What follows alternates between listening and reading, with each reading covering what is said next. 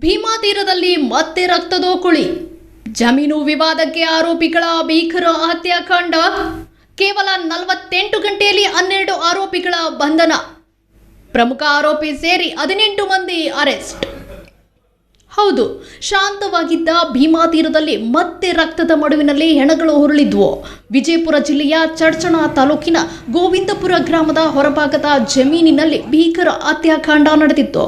ಕಳೆದ ಮೇ 29ರಂದು ಒಂದೇ ಕುಟುಂಬದ 5 ಸೇರಿದಂತೆ 6 ಜನರನ್ನ ಅತ್ಯಂತ ಕ್ರೂರವಾಗಿ ಕೊಚ್ಚಿ ಕೊಲೆ ಮಾಡಲಾಗಿತ್ತು. ಮೇಲ್ನೋಟಕ್ಕೆ ಇದು ಜಮೀನು ವಿವಾದದಂತೆ ಕಂಡರೂ ಈ ರಕ್ತಪಾತದ ಹಿಂದೆ 2015ರ ಹಳೆಯ ಪ್ರೇಮ ಪ್ರಕರಣ, ಕಿಡ್ನಾಪ್ ಮತ್ತು ಕೊಲೆಯ ದ್ವೇಷದ ಕತೆ ಇದರಲ್ಲಿ ಕಂಡುಬಂದಿತ್ತು. ಚಡ್ಚಣ ಪಟ್ಟಣದ ದುಂಡಪ್ಪ ನಿರಾಳೆ, ಶಿವಪುತ್ರ ನಿರಾಳೆ, ಚಂದ್ರಕಾಂತ್ ನಿರಾಳೆ, ರಾಹುಲ್ ನಿರಾಳೆ, ಸಮರ್ಥ್ ನಿರಾಳೆ ಹಾಗೂ ಇವರ ಜೊತೆಗಿದ್ದ ಶಬೀರ್ ಅತ್ತಾರ್ ಎಂಬಾತರನ್ನ ಬರ್ಬರ ಕೊಲೆ ಮಾಡಲಾಗಿತ್ತು.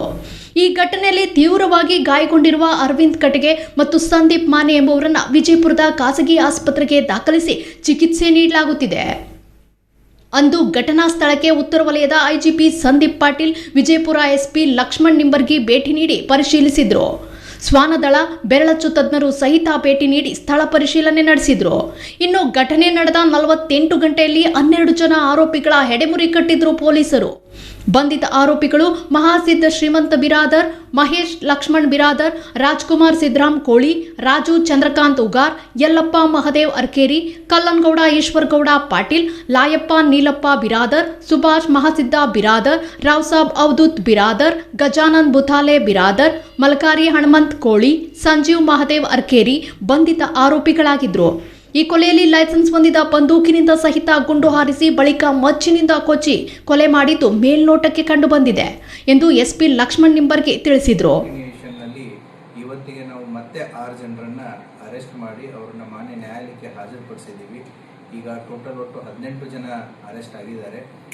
ಇನ್ನೂ ಕೂಡ ಹೆಚ್ಚಿನ ಸಂಖ್ಯೆಯಲ್ಲಿ ನಮಗೆ ಹೆಸರುಗಳು ಮಾಹಿತಿ ಬಂದಿದೆ. ಅವ್ರನ್ನೂ ಕೂಡ ಆದಷ್ಟು ಬೇಗ ಬಂಧಿಸಿ ಸೂಕ್ತವಾದಂಥ ಕಾನೂನಿನ ಕ್ರಮದಲ್ಲಿ ಅವರನ್ನು ನಾವು ಕ್ರಮವನ್ನು ತೆಗೆದುಕೊಳ್ತಾ ಇದ್ದೀವಿ. ಇನ್ನು ನಮಗೆ ಈಗ ಪ್ರತಿಯೊಬ್ಬ ವ್ಯಕ್ತಿಯಿಂದ ನಾವು ಮಾಹಿತಿ ತಗೋತಾ ಇದ್ದೀವಿ. So as of now it is matter is under investigation. ಇನ್ನೂ ಈಗೇನು ಸಂಖ್ಯೆ ಇದೆ ಇದಕ್ಕಿಂತ ಜಾಸ್ತಿ ಇದ್ದಾರೆ. ಸೊ ಹಾಗಾಗಿ to conclude the matter at this moment ಅದು ಸರಿಯಾಗಲ್ಲ. ಈಗೇನು ನಾವು 6 ಜನರನ್ನ ಕಸ್ಟಡಿಗೆ ತೊಗೊಂಡಿದ್ದೀವಿ, ಅದರಲ್ಲಿ ಕೂಡ ಕಾನ್ಸ್ಪಿರಸಿಯಲ್ಲಿ ಇದ್ದವರು ಇದ್ದಾರೆ. ಹಾಗಾಗಿ we are expecting more information on ಇಟ್ಟು. ಸೊ ಈ ಪ್ರಕರಣದಲ್ಲಿ ಯಾರೇ ಭಾಗಿಯಾಗಿದ್ರೂ ಕೂಡ ಅವ್ರನ್ನ ಯಾರನ್ನೂ ಕೂಡ ನಾವು ಬಿಡೋದಿಲ್ಲ. ನಮಗೆ ಈಗಾಗಲೇ ಕೆಲವೊಂದಿಷ್ಟು ಮಾಹಿತಿನೂ ಇದೆ ಬೇರೆಯವರ ವ್ಯಕ್ತಿಗಳ ಬಗ್ಗೆನೂ ಕೂಡ. ಅವ್ರನ್ನೂ ಕೂಡ ಆದಷ್ಟು ಬೇಗ ಈ ಪ್ರಕರಣದಲ್ಲಿ ಬಂಧಿಸಲಾಗುತ್ತೆ. ಸೊ ಆತನನ್ನು ಮಹಾರಾಷ್ಟ್ರದಲ್ಲಿ ಅಡಗಿ ಕೊಡ್ತಿದ್ದ, ಅವನನ್ನು ಮಹಾರಾಷ್ಟ್ರದಿಂದ ಕರ್ಕೊಂಡು ಬಂದಿದ್ದಾರೆ.